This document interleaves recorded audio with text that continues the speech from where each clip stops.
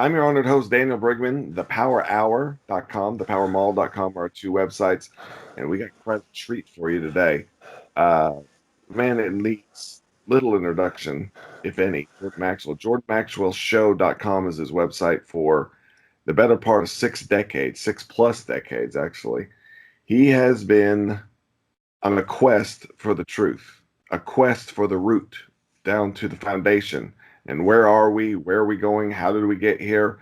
Many of the things that you take for granted that you know now that people didn't know 50 years ago, a lot of them you can trace back to Jordan and his research. We're very excited to have him on. Jordan Maxwell, welcome back to the Power Hour, my friend. Well, thank you, Daniel, and it's a pleasure to be with you always. Thank you. Yes, very good.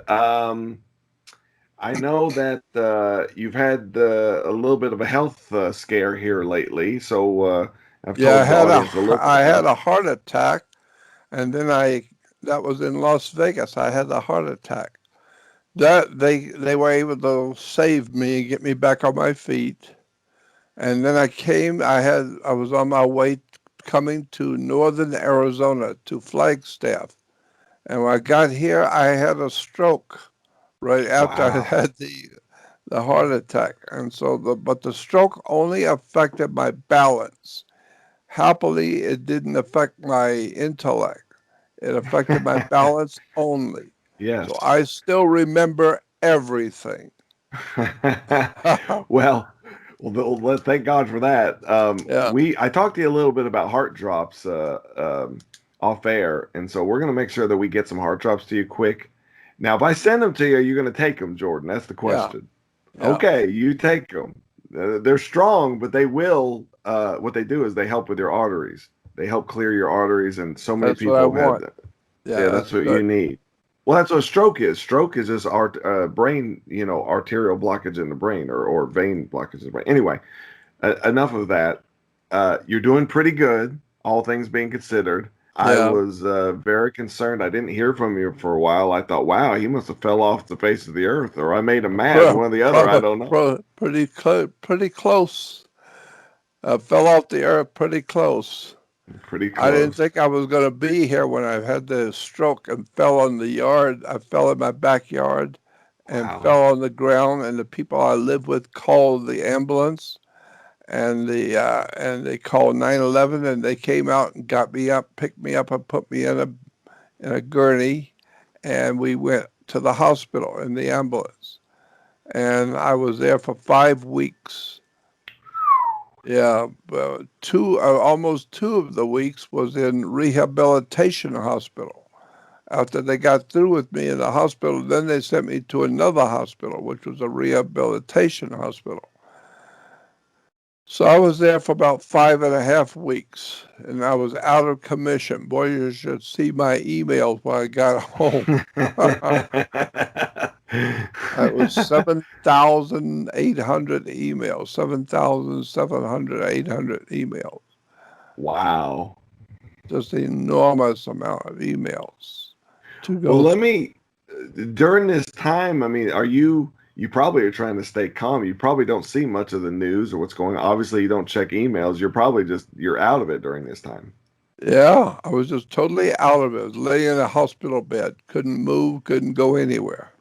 So, what was the bigger shock? Coming back and finding all your emails or coming back and finding out that the world's turned upside down? Which one? Coming back and finding out the world I live in was committing Harry What comes committing to your mind suicide. when you see these masks? We've talked about this. We had David Icke actually on not too long ago. We talked about these masks. Um, the virus, if there is a virus or whatever it is, viruses are measured in point microns, which is nothing. The holes that are in the mask that they're having people wear are way bigger than the size of the. There's no way they can stop this virus. It's ludicrous. You have countries like Sweden. Sweden is not locked down. Sweden has not told people to wear masks because they said it's pointless. But yet the United States has no problem forcing this upon us. When you see this lunacy, I'm not gonna put words in your mouth. What comes to your mind about all this? Lunacy.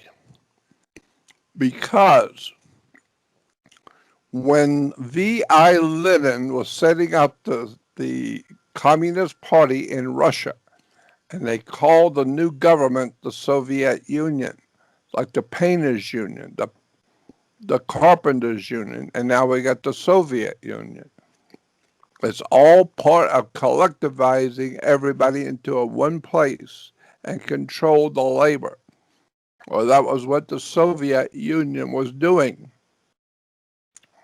And V.I. Lenin, one of the guys at the top, said that the Russian people, the people of Russia and all the different little countries in Russia, we need them to go along with our scheme to communize the nation. We need them people. We need them bad. So he called the Russian people useful idiots because they're idiots because they're going along with something that's going to take everything from them, and they're going to be thrown into prison and lose their life. So they had to be an idiot, but they were useful because they needed the numbers. They needed everybody to join the Communist Party. So when I hear about the COVID virus supposedly going around, I think useful idiots because nobody seems to have done any real dark, deep research into this problem. It's incredible how much people don't know. I have these thoughts, and especially a lot of the guests that we have, they talk about what's wrong. They're doing this. They have a plan for this. They're exercising, and it's almost like we're helped, like we're victims. Yeah, I don't feel like we're victims. I feel like the biggest allusion to this, and I think you're referencing it kind of Lenin in Russia.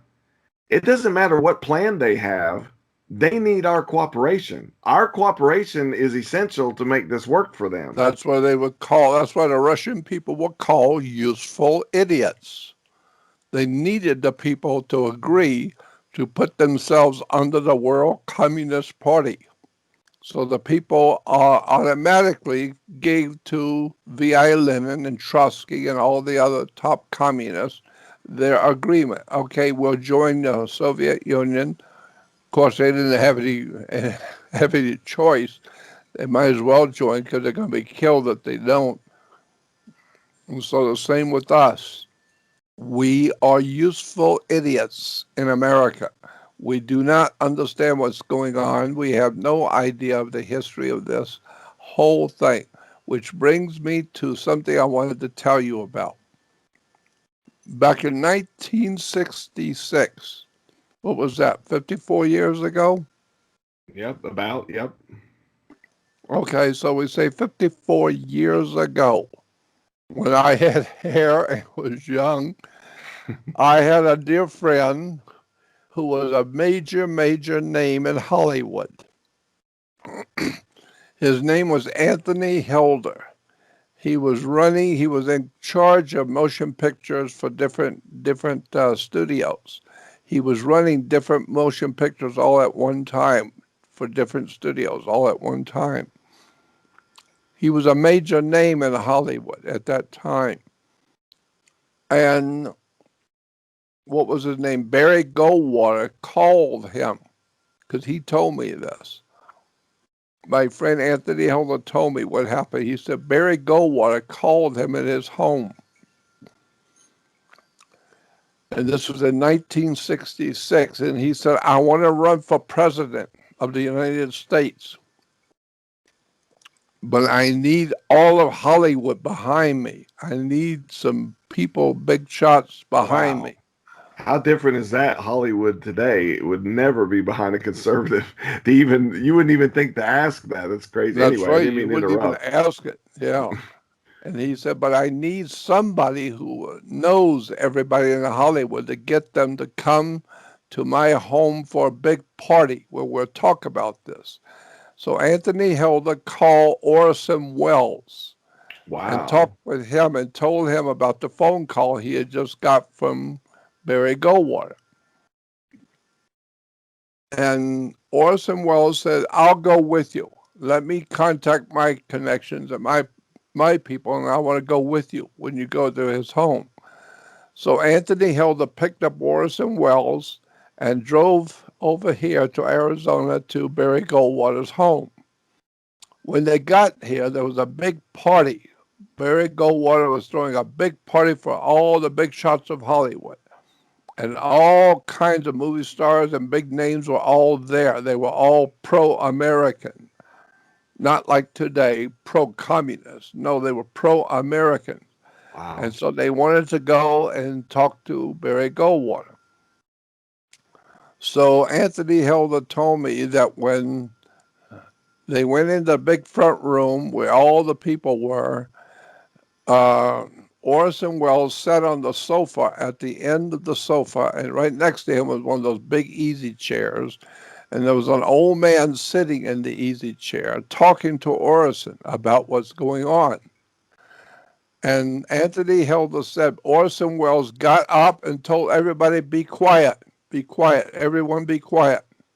And when everyone quieted down, he said, listen to this man. Listen to what he is saying. This is a very important conversation I'm having. Listen to what he's saying. And he said that this old man began telling the audience what was coming to America, what was going to happen to America, who was doing it, how they're getting their money, how they're being financed, what they're doing and who they really are and what they're doing to this country and what was coming to America. And Anthony asked the old man if he would come to Hollywood and record it in his studio. Anthony had a big recording studio. And the old man said, yes, I'll come. And Anthony said, I'll pay you for your time and I'll bring you there.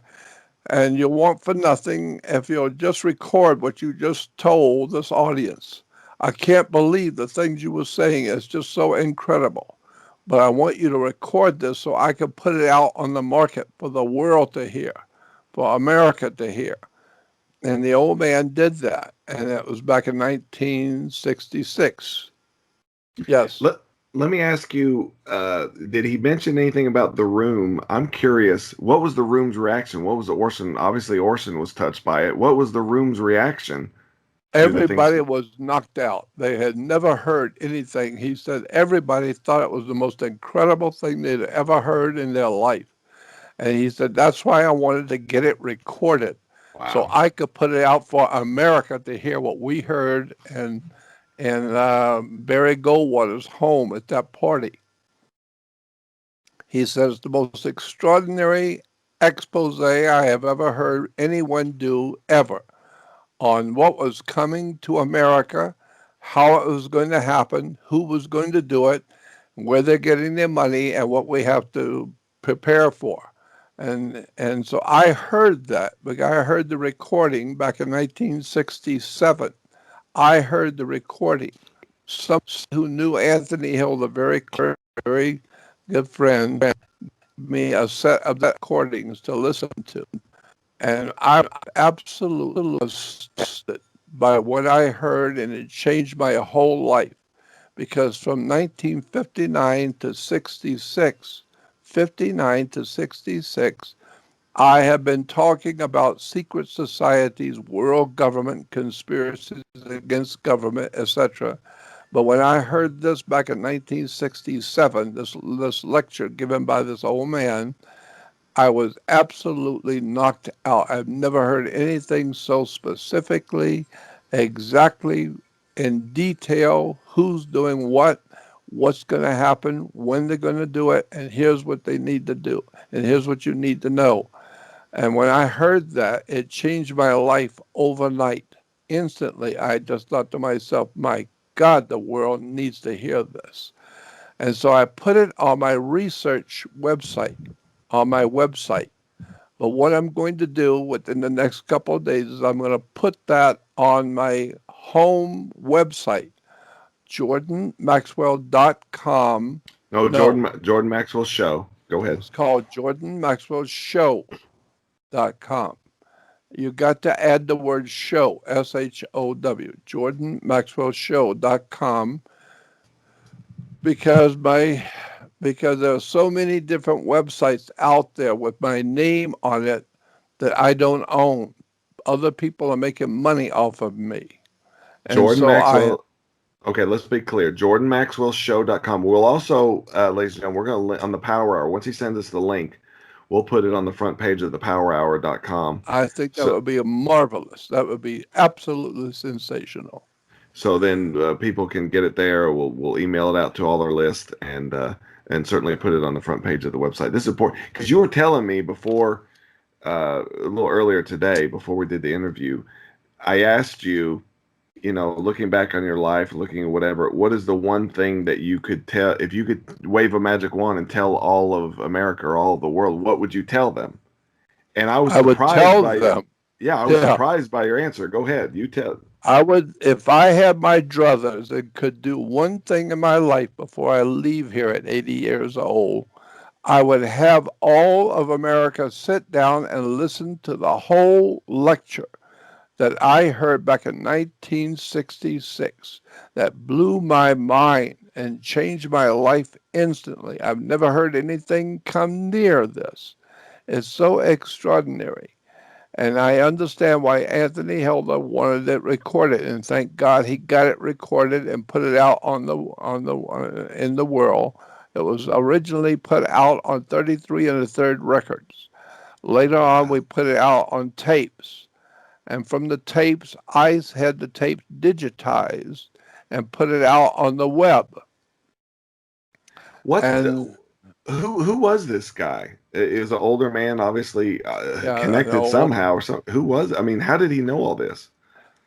he was from New York and heavily involved with the legitimate theater in New York. He was a writer for New York legitimate theater. He wrote plays. He knew everybody. He knew all the actors, all the most important people. He knew everybody.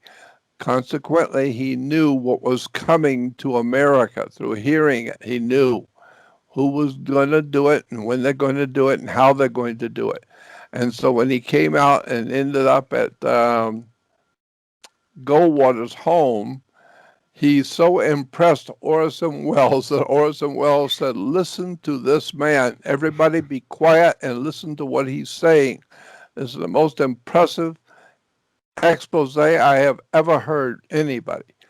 And the old man began talking to the audience and telling everybody in Hollywood what was coming to America, when it's going to happen, why it's going to happen, who's doing it, and how they're going to do it. And every single minute detail was outlined in that lecture. And I have it on my website, on my research website. But I have called my webmaster and told him to put it on my website, JordanMaxwellShow.com. He's going to do it in a couple of days. Right now, he's too busy. But he's going to put it out there real soon, and people will be able to go to my website, click on it, and just listen. It's most extraordinary, amazing lecture you've ever heard. And the old man had a voice that you loved to listen to. I was so fascinated by this old man. Hearing his voice, he just sounded like an old prophet, an old sage or prophet. He just sounded brilliant. And what he was saying was just a knockout. It just blew my mind. Maybe that's why Orson liked him so much because Orson, I mean, he had one of the great voices of all time. You talk about, voice of all time. Orson Welles narrating something was sounded like the voice of God or, Oh, no doubt Moses. about it. No doubt about it. And Orson Welles told Anthony Hilda, the producer, "I have never heard anything like this in my life. This is the most extraordinary thing I've ever heard in my life. This guy is brilliant. He knows exactly what they're doing, how it's going to work, who's doing it, who's financing it, and where it's coming from." And it was the most extraordinary expose on what was coming to America 54 years later. And now, exactly what he was talking about, you will hear it from a lecture back in 1966. You will hear and then see what's happening to America today. He was right on target. And boy, we are in serious trouble, and most people don't even begin to know the whole works, how the stuff works. But this is why I want people to hear this lecture. I want you to hear the whole thing. It's an incredible lecture and expose on how the world is being run today. Now, I my own mind, I don't think that we're going to capture 20% of the population who's going to be awake, at least awake enough to really have a conviction to take action. Yeah, People, different percentages, they're awake about certain things. 50% of the population probably thinks Fauci is an idiot or whatever. But, really what we need is 3 to 10%, 3 to 5% even, that will be convicted and will draw the lines in the sand about issues. this lecture will do that. If Don't you you can think? get, Do you agree with that? Do we I just need totally that? agree with that. But if you can get people to actually listen, most people can only have a minute or two attention span. They don't want to hear anything that's going to be an hour and a half, or 2 hours, or whatever. They don't have that kind of time. But you better take the time and listen to this lecture because it was extraordinary. The whole thing was a mind trip just listening to this old man talk because he was not talking about something that somebody had told him. He was talking about being there and seeing these people and knowing exactly what they're going to do, when they're going to do it, how they're going to do it, and what's coming to America 54 years ago. What is for that 3 to 5% that we're really trying to capture here? What is it that's next on the horizon? What is right in front of our face that maybe we don't realize or see that we need to, snap to about? I think that we're not clear on how close America is to becoming a thing of the past. America is going to be destroyed. Oh, America is going to be destroyed off the earth. And the people doing it, this lecture gives you every single detail. You can't get a more detailed instruction on how this is working than what I'm going to send you and what you're going to put out on your web. It's the most incredible story you're ever going to hear of what was coming to America. all right. Let's back up. I mean, let's not gloss over what you just said. That in the plan, then we're not going to say it like it's going to happen. We're going to say it like, this is what's planned, maybe, or somebody wants to do. We're not going to. I don't like to say things and then, give it power, so to speak. You know what I mean? Like it's going to be destroyed. It's planned to be destroyed by these people. Yeah. And we're talking internal fighting, internal civil war. Daniel Estlin. Are you familiar with Daniel Estlin? Yeah, I know about him. Yeah. Daniel Estlin's been pretty adamant for a couple of years that America is going to descend in some kind of internal conflict slash civil war. I mean, I don't know what word you want to use, but some kind of internal conflict. And basically, the America And a that we know civil is, war of some kind. yeah, so some kind. But we did civil war before. And the founding fathers said we should have a civil war every 20 years, whether we need it or not, to reestablish our freedom. That's what the founding fathers, one of the founding fathers wrote Thomas that. We Jefferson. should, That was Thomas Jefferson, matter of yeah, fact. we should have a sanguinary revolution every 20 years just to reestablish the American way of thinking for freedom and liberty and the Declaration of Independence and our Constitution. Most people don't know there are two constitutions. There's a Constitution of the United States of America, and there's a Constitution for the United States of America. Of and for don't mean the same thing, and the judges know that. Federal courts know that. That's why when you go into court, you don't have anything to say because you are not a party to the Constitution of the United States of America from 1776 on. The government of the United States of America that was founded in 1776, the headquarters for that government is Philadelphia. There's a phone number you can call to contact the United States government, the legitimate government in Philadelphia.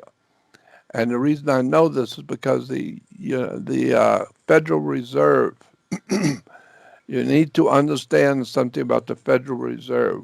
Where the Federal Reserve and the Internal Revenue were headquarters when they were first set up, I guess they're headquartered now in Washington, D.C. But originally, when they were set up on the island of, what's that Puerto island? Rico. They're in Puerto Puerto Rico. Rico. In Puerto Rico. Why Puerto Rico? It's because of pirates in the Caribbean. The pirates of the Caribbean in Puerto Rico, the pirates set up one island in which they set up what they called a bank. The Knights Templars, they called it a bank. And so anything the pirates could steal, they put in that bank in Puerto Rico. And it was such a safe bank that no other person could touch what was put in that bank. Nobody. If it's yours, you stole it and you put it into your bank account, nobody could touch it. And that was the beginning of banks on the earth.